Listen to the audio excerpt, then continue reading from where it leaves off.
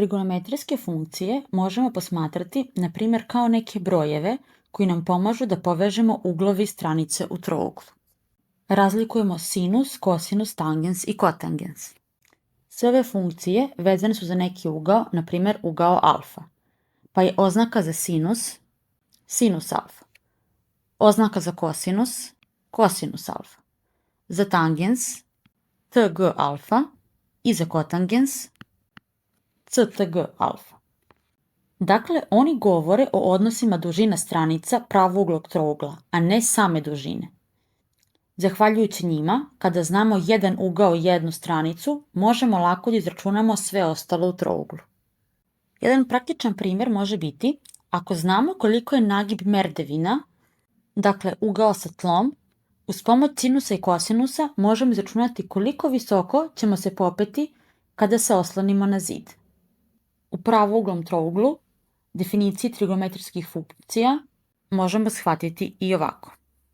Posmatramo, na primjer, ugao alfa i sve definišemo u odnosu na ugao koji posmatramo, odnosno alfa. Sinus alfa bit će odnos naspramne katete i hipotenuze. Naspramna kateta u odnosu na ugao alfa je stranica a hipotenuza je stranica c. Kosinus alfa je odnos nalegle katete i hipotenuze. Nalegla kateta na ugao alfa je kateta b i hipotenuza stranica c.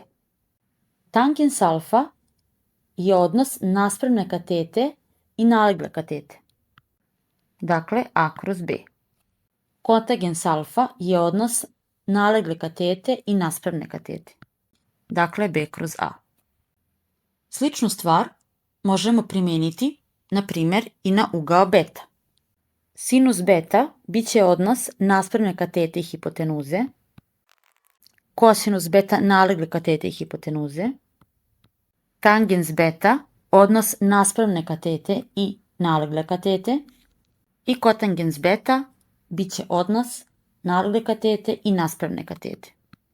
Primetimo da se za uglove alfa i beta razlikuju njihove nalegle i naspramne katete. Ovo lako možemo zapamtiti kroz jednu šaljivu rečenicu koja kaže sinus voli naspramnu, kosinus voli naleglu, a tangens spaja naspramnu i naleglu. Čemu se ovo služi u praksi? Kada želimo da izračunamo visinu zgrade, kad znamo rastojanje od nje i ugao pod kojim je vidimo. Ili kada želimo da pronađemo širinu reke ako znamo ugao i rastojanje od obale. Ili, na primjer, u fizici, da razložimo silu na horizontalnu i vertikalnu komponentu. Naučimo sada neke od vrednosti osnovnih trigonometrijskih funkcija. Napravit ćemo tabelu. U vertikalnu kolonu upisivat ćemo naše funkcije, a u horizontalnu vrstu uglove. Naučimo kako najlakše da pamtimo vrednosti trigonometrijskih funkcija za date uglove. Krenimo od sinusa. U brojacu napišemo broj 1, zatim 2 i 3. Kod kosinusa obrnut redosled 3, 2, 1. Za imenioce svima stavimo broj 2, a zatim korenujemo sve brojace. Koren iz 1 je baš 1, pa njega nećemo pisati. Koren iz 2, koren iz 3, pa ponovo koren iz 3, koren iz 2 i koren iz 1 je baš 1. I time smo popunjali vrednosti za sinus i za kosinus. Nastavimo sada sa tangensom. Kako pamtimo tangens? Ako smo kod kosinusa imali vrednost za 30 stepeni koren iz 3 kroz 2, za tangens sad imamo koren iz 3 kroz 3. I pošto su dijagonale u tabeli iste, za kotangens od 60 stepeni bit će takođe koren iz 3 kroz 3.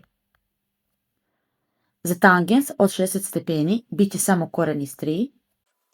Takođe, dijagonalno za kotangens od 30 stepeni koren iz 3. A vrednosti za 45 stepeni bit će broj 1. I time je naša tabela popunjena. Ako nam treba vrednost kosinusa, na primjer za 45 stepeni, vrednost je koren iz 2 kroz 2. U drugom razredu sve ove vrednosti učit ćemo preko trigonometrijskog kruga i tada ćemo mnogo bolje razumeti njihovo značenje. Naučimo sada koje su to osnovne relacije između trigonometrijskih funkcija.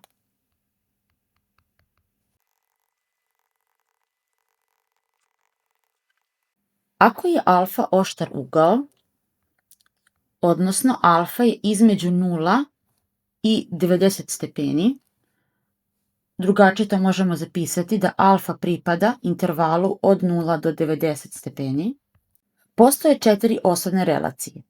Prva relacija poznata je kao trigonometrijski identitet i ona povezuje sinus i kosinus. Druga relacija povezuje tangens, sinus i kosinus, odnosno tangens je odnos sinusa i kosinusa. Treća relacija povezuje kotangens, sinus i kosinus. Kotangens je dakle odnos kosinusa i sinusa. I četvrta, poslednja relacija predstavlja odnos tangensa i kotangensa.